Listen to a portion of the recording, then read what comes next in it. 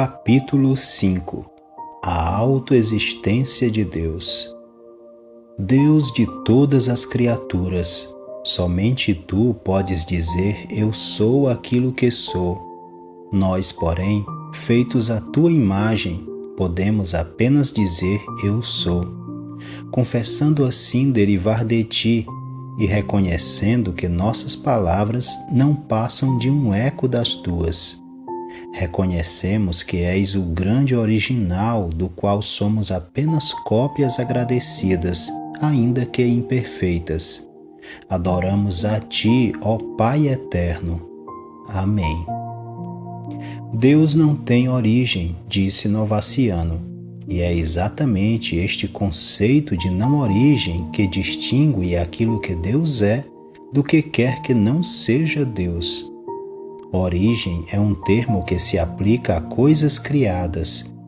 Ao pensarmos em qualquer coisa com origem, não estamos pensando em Deus. Deus é autoexistente, enquanto todas as coisas que foram criadas tiveram uma origem em algum ponto do tempo. Exceto por Deus, nada mais foi gerado por si mesmo.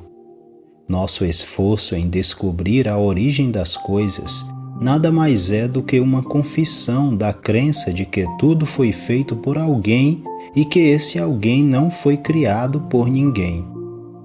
Por experiência e familiaridade, somos ensinados que tudo veio de alguma outra coisa. Qualquer coisa que exista precisou de uma causa anterior pelo menos igual a ela, pois o inferior é incapaz de produzir o superior. Qualquer pessoa ou objeto pode ao mesmo tempo ser causa ou causador de outra pessoa ou objeto, e assim por diante, até chegar àquele que é a causa de tudo, mas não foi ele mesmo engendrado por ninguém.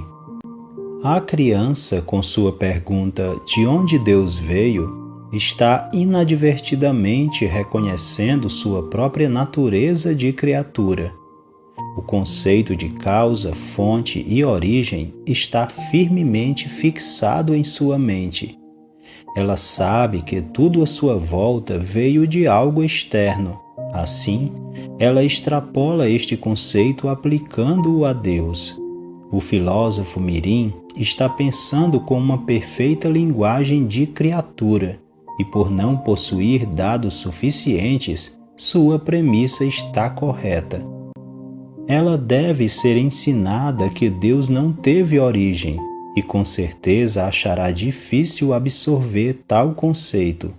Afinal de contas, ele introduz uma categoria que lhe é totalmente desconhecida e contradiz o viés de procura de origens que é tão arraigado nos seres inteligentes, um viés que os impele a buscar as origens desconhecidas cada vez mais para trás. Contemplar firmemente aquilo ao qual a ideia de origem não pode ser aplicada não é algo fácil. Isso nem sequer chega a ser possível. Assim como, sob certas condições, um pequeno ponto de luz às vezes pode ser visto pela visão periférica, mas não quando focamos nele nosso olhar, também é a ideia do não criado. Ao tentar focar nossos pensamentos naquele que não foi criado, podemos nada enxergar, pois ele habita na luz da qual o homem é incapaz de aproximar-se. Somente pela fé e pelo amor somos capazes de vislumbrá-lo enquanto ele passa por nosso abrigo na fenda da rocha. E ainda que tal conhecimento seja enevoado, vago e generalizado, diz Miguel de Molinos, por ser sobrenatural, ele produz uma percepção muito mais clara e perfeita de Deus do que qualquer percepção sensível ou racional que possa ser formada nesta vida. Pois qualquer imagem, corpórea ou perceptível, está imensuravelmente distante de Deus. A mente humana, tendo sido criada, sente um compreensível desconforto perante o não criado. não achamos confortável considerar a presença daquele que escapa inteiramente ao conhecimento que nos é familiar. Tendemos a nos inquietar com a ideia de alguém cuja existência não é justificável, que não preste contas a ninguém, que é autoexistente, autodependente e autossuficiente. A ciência e a filosofia nem sempre são amigáveis com o conceito de Deus, pelo simples motivo de que sua existência se justifica pela busca de explicações, não tendo paciência alguma com algo que se recusa a prestar explicações. O filósofo e o cientista admitirão livremente que há muita coisa que desconhecem, mas isso é algo bem diferente de admitir a existência de algo que jamais serão capazes de conhecer e que nem sequer possuem técnicas para analisar. Admitir que há alguém que está além de nós, que existe fora de nossas categorias, que é impossível de analisar e nomear, que não se apresenta ao tribunal da razão, nem se submete à nossa curiosidade. Isto exige uma grande dose de humildade, maior do que a maioria de nós possui. Assim, solucionamos esse impasse racionalizando Deus ao nosso próprio nível, ou pelo menos a um nível que sejamos capazes de imaginar. E mesmo assim, ele continua elusivo, pois está em todo lugar e em nenhum lugar, pois lugar tem a ver com matéria e espaço, e Deus independe de ambos. Ele não é afetado por tempo ou movimento, é inteiramente autodependente e não deve satisfações aos mundos que criou com as próprias mãos. Abre aspas. Além do tempo, além do espaço, único, solitário, mas sublimemente três. Tu és grandioso, sempre, único Deus em unidade, único em grandeza, solitário em glória. Quem contará a tua maravilhosa história? Terrível Trindade. Fecha aspas. Frederick W. Faber. Não é um pensamento muito agradável que milhões de nós, que vivemos em uma terra de Bíblias, que pertencemos a igrejas e trabalhamos para promover a religião cristã, possamos mesmo assim passar a vida inteira nesta terra sem haver nem sequer tentado pensar seriamente sobre a pessoa de Deus. Poucos dentre nós se permitem contemplar em êxtase o Eu Sou, o autoexistente, para além do qual nenhuma criatura pode pensar. Tais pensamentos nos são dolorosos. Preferimos pensar em coisas que darão resultados melhores, como fabricar uma ratoeira mais eficaz, por exemplo, ou como plantar 2 folhas de grama onde antes só crescia uma. E estamos agora pagando um preço alto demais por isto, na forma de secularização de nossa religião e decadência de nossa vida interior. Talvez algum cristão sincero, porém intrigado, possa a essa altura estar perguntando-se sobre a praticidade de conceitos como esses que ora apresento. Que diferença isto faria em minha vida, ele pode perguntar. Que possível significado a autoexistência de Deus pode ter para mim e para outros como eu em um mundo como o nosso e em épocas como esta? A essa indagação, respondo que por sermos criaturas de Deus, todos os nossos problemas e suas soluções são teológicos. Um certo conhecimento de que tipo de Deus é esse que comanda o universo é indispensável a uma filosofia de vida sólida e uma perspectiva sadia sobre o mundo. O conhecido conselho de Alexander Pope, abre aspas, conhece-te, portanto, a ti mesmo, não tentes analisar a Deus, O estudo apropriado ao homem é o homem, fecha aspas. Este estudo, levado à risca, literalmente destruiria qualquer possibilidade de que o homem viesse a conhecer a si próprio, a não ser de forma muito superficial. É impossível sabermos quem ou o que somos até que saibamos pelo menos um pouco sobre aquilo que Deus é. Por esse motivo, a autoexistência de Deus não é um fragmento de doutrina seca, remota e acadêmica. Ela é tão essencial quanto respirar e tão prática quanto a técnica cirúrgica mais avançada. Por motivos que somente Ele conhece, Deus honrou o homem sobre todas as outras criaturas ao tê-lo criado à sua própria imagem. E que fique claro que a imagem divina do homem não é uma fantasia poética, nem uma ideia nascida de anseios religiosos.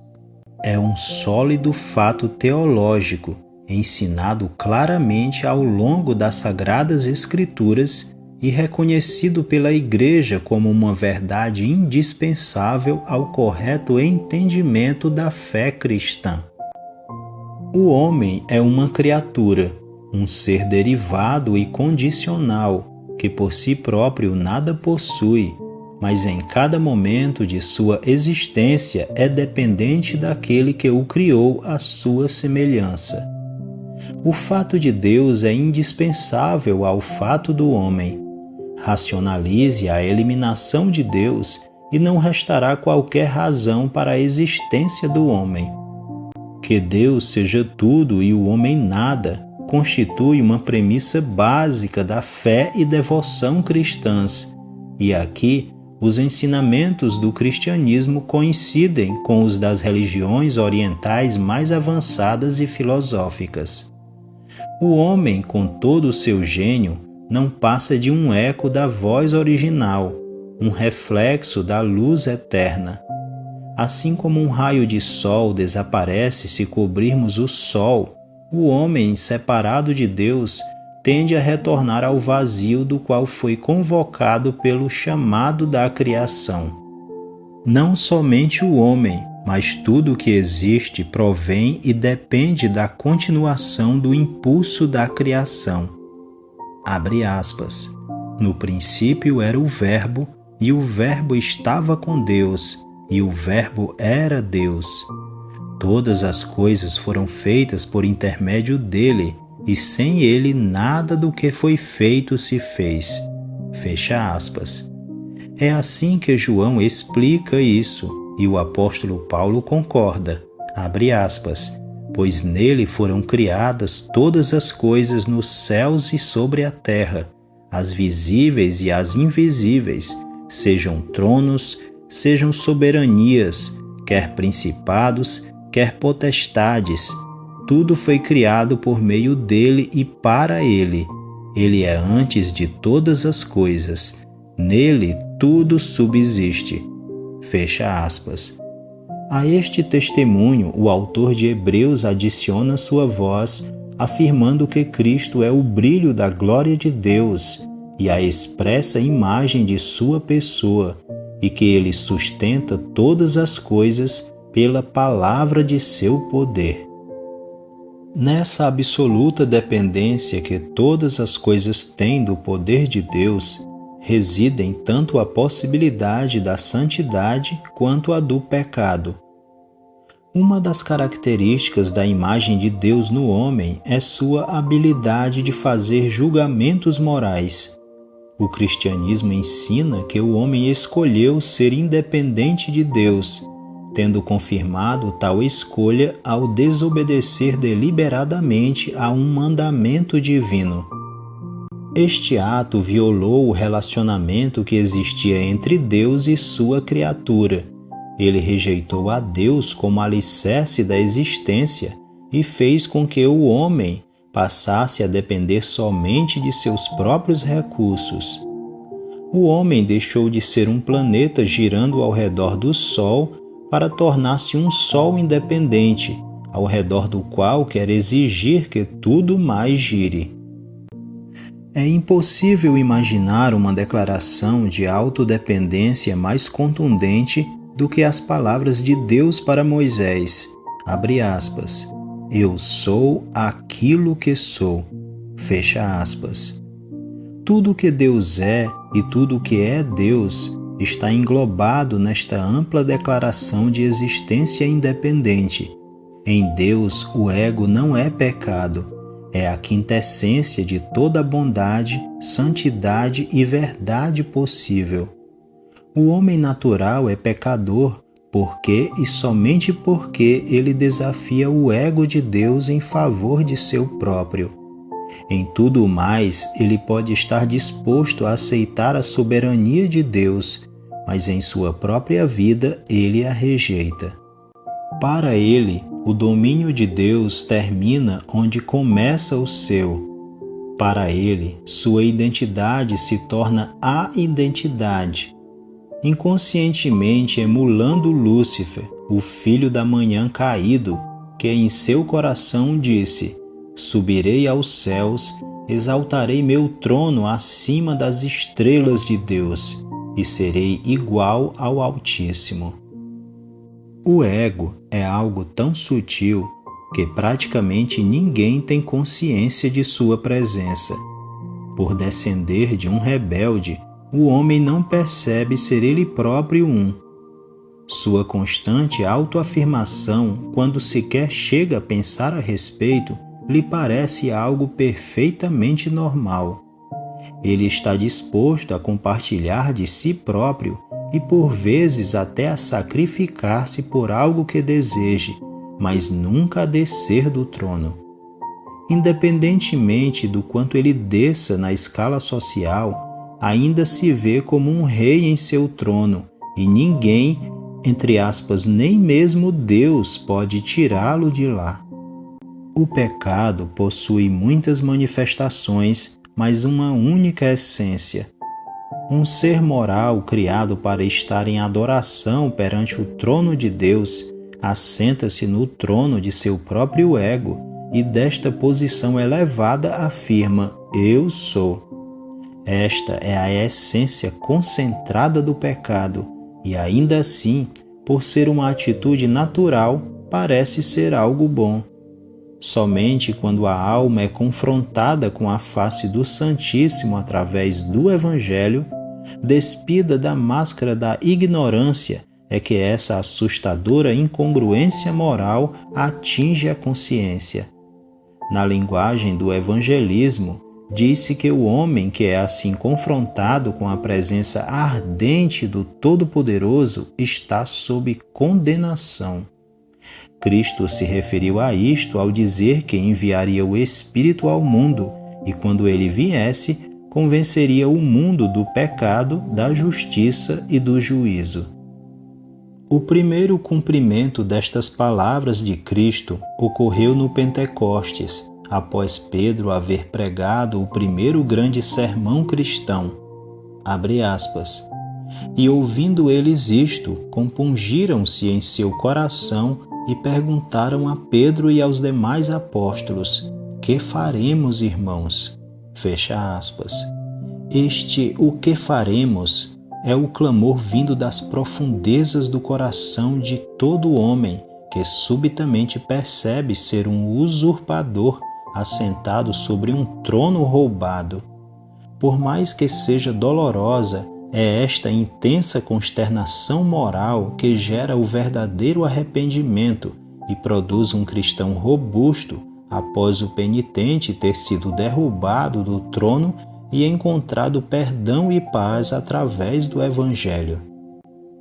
Pureza de coração é desejar uma única coisa, disse Kierkegaard, e o oposto é igualmente verdadeiro quando declaramos: a essência do pecado é desejar uma única coisa, pois a decisão de opor-nos à vontade de Deus equivale a tirarmos Deus do seu trono e fazer-nos supremos em nosso pequeno reino da alma humana. Esta é a raiz maligna do pecado. Os pecados podem multiplicar-se tanto quanto as areias do mar, mas continuam sendo o mesmo. pecados existem porque o pecado existe. É este o raciocínio por trás da tão criticada doutrina da depravação natural, que afirma que o homem impenitente é incapaz de fazer algo exceto pecar e que suas boas ações não são boas em absoluto. Deus rejeita suas obras religiosas, assim como rejeitou o sacrifício de Caim. É somente quando o indivíduo restitui o trono a Deus que suas obras passam a ser aceitáveis. A luta do cristão para ser bom, ao mesmo tempo em que o viés de autoafirmação continua vivo nele como uma espécie de reflexo moral inconsciente, é vividamente descrita pelo apóstolo Paulo no capítulo 7 de sua Epístola aos Romanos.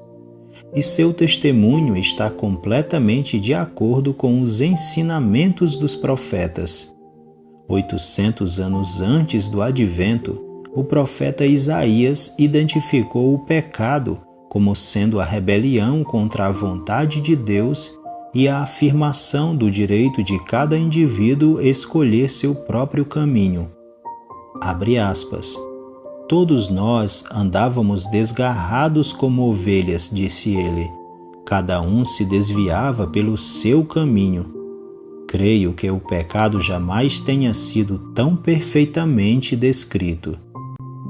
O testemunho dos santos harmoniza perfeitamente com o do profeta e o do apóstolo, qual seja que o princípio do ego está na base da conduta humana, tornando malignas todas as ações humanas. Para salvar-nos por completo, Cristo precisa reverter o viés de nossa natureza. Ele tem de implantar em nós um novo princípio, para que nossa conduta subsequente passe a basear-se no desejo de prestar honras a Deus e promover o bem do próximo.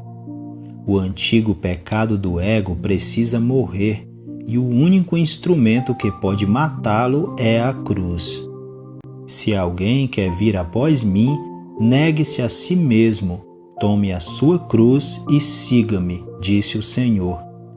E anos depois, um vitorioso Paulo pôde dizer: já estou crucificado com Cristo, e vivo não mais eu, mas Cristo vive em mim. Abre aspas. Ó meu Deus, manterá o pecado seu poder e viverá desafiador em minha alma. Não basta que tu perdoes, a cruz deve levantar-se e o ego morrer. Ó Deus de amor, revela teu poder. Não basta que Cristo tenha ressuscitado, também eu devo buscar a luz dos céus e levantar-me da morte como Cristo fez. Fecha aspas. Hino grego.